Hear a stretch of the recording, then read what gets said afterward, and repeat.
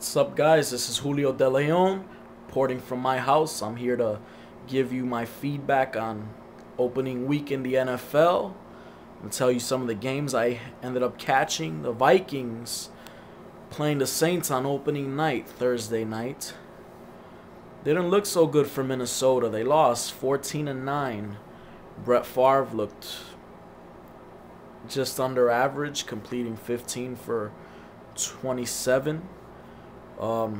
Recklessly not Favre numbers from last year, seeing he's only played in about 2 weeks of training camp since coming out of retirement again. Surprises me that they didn't give the ball to Adrian Peterson. All day Adrian. One of the premier running backs in the NFL, he only had 19 carries, 87 yards. For 19 carries, that's pretty decent, but one of the best running backs in the league should be getting about 25, 26 carries if you expect to win. Brett Favre isn't going to do it this year.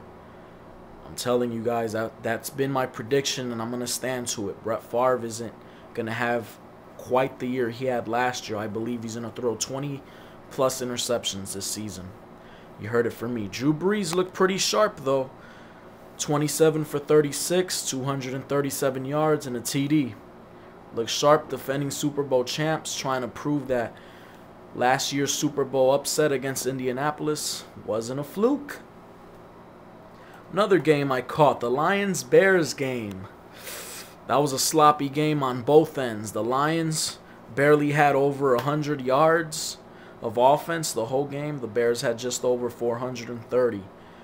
Yet the Bears, they look lost. They had the yardage, don't get me wrong. They played decent offense. Matt Forte, 5 catches over 125 yards and a TD.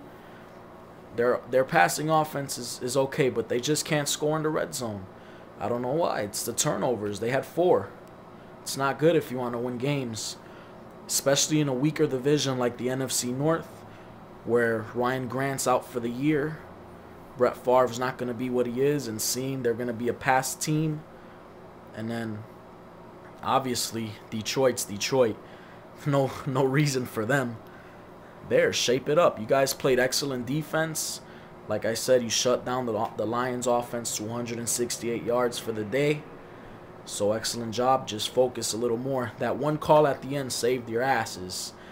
You beat the Lions. You didn't beat the Lions. The rule book did. So, shape it up next week against Dallas. Another game I caught. I watched highlights of the Raiders-Titans game. Chris Johnson is an absolute monster. That 77-yard touchdown run, practically what Adrian Peterson did all game. Freaking fantasy owners must be geeked up. Vince Young has the best quarterback rating in the NFL. One feat I never thought would happen. I believe he has a 126.7 on the year. He threw for 154 yards, 2 touchdowns, 13 for 17.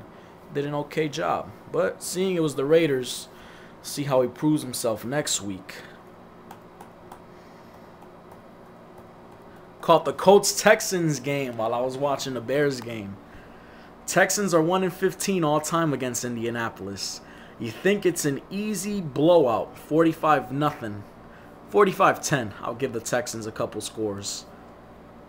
Absolutely not. Mario Williams made Peyton Manning's day a nightmare. Although he threw for over 430 yards, that D-line, Mario Williams, could not be stopped. 6'6", 290 pounds. That man is reckless, ruthless, and an absolute monster on defense. Unbelievable. Texans are actually going to do things this year. They have an elite receiver. Matt Schaub's looking like he's improved over the summer. Then they have a guy like DeMeco Ryans, Mario Williams anchoring the defense.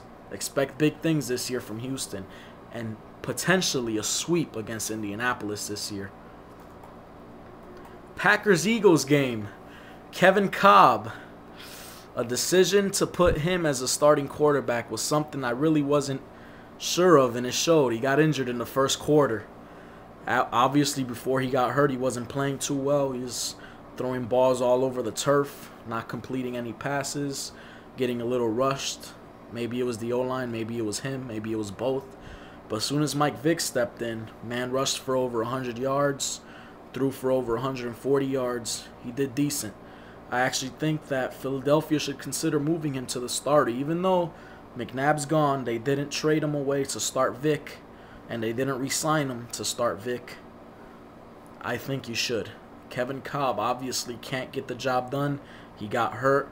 Before he got hurt, he proved he wasn't capable of handling an offense, and obviously the loss. Aaron Rodgers didn't do so well getting protected. The O-line needs to work on their protection schemes. They need to get together physically, mentally, and emotionally. Protect their quarterback. Aaron Rodgers threw 2 interceptions, 2 touchdown passes, but you got to protect them. Aaron Rodgers is probably going to have an MVP caliber season. Expect him to throw the most touchdown passes, but expect him to throw about 15 plus interceptions because of that protection. Cowboys, Redskins. Redskins ended up pulling up at the end because of a holding call on Mr. Alex Barron, the most talked about lineman in the league right now. A lot of Cowboys fans aren't really happy with him. Donovan McNabb sure was as soon as he saw a yellow flag. It was defensive intense game. It was so. Dallas, they pulled it together. I mean, Romo, 282 yards. Miles Austin caught 10 passes, 146 yards and a score.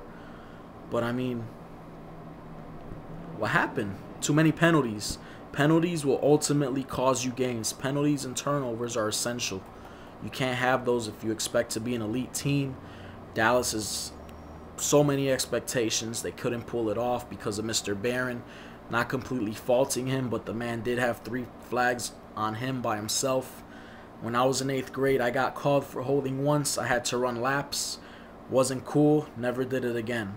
I can imagine what your coach is doing to you. You're getting paid millions of dollars, Barron.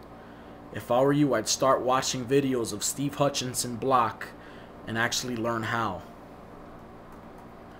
And the last game I ended up catching was the Ravens-Jets. Oh, that game was beautiful. Beautiful if you love defense. I'm a defensive guy. I believe defense wins championships, and couldn't get any better on Monday night with Baltimore and New York squaring it off. The Jets, known to be a trash-talking team, stuck it on the first snap of the game. Joe Flacco, he got creamed. He got smashed. He got slaughtered. He got annihilated. Fumble on the first snap of the year for him. Shot to the head, a shot to the gut. He was out. He got back up, fortunately for him, but other guys haven't been so lucky. Much of a defensive onslaught. Mark Sanchez, 10 of 21, 74 yards. Not too good. Can't completely fault him. You had Jericho Cotchery dropping balls. You had Braylon Edwards not getting the job done. LaDainian Tomlinson was pretty much the only guy that looked sharp. About 11 carries, 74 yards, 66, I'm sorry. It's a 6-yard average. That's pretty good if you ask me, especially against a tenacious Baltimore defense with Ray Lewis, Nada, you name it, Suggs. Now, my play of the game was Ray Lewis laying it on Dustin Keller. Oh my God, I haven't seen a hit like that in a long time. Since the Trent Green tackle. Man, Ray Lewis stuck it to him. He took it at him. He took him to town. Man, so bad that the next play, 4th and 1, Dustin Keller catches the ball. He doesn't convert because I think he was looking at Ray Lewis. He doesn't see the marker, runs out of bounds, turned the ball on downs. That pretty much costs the Jets the game, unfortunately. 2 great teams. Let's see if they can redeem themselves next week as they take New England on.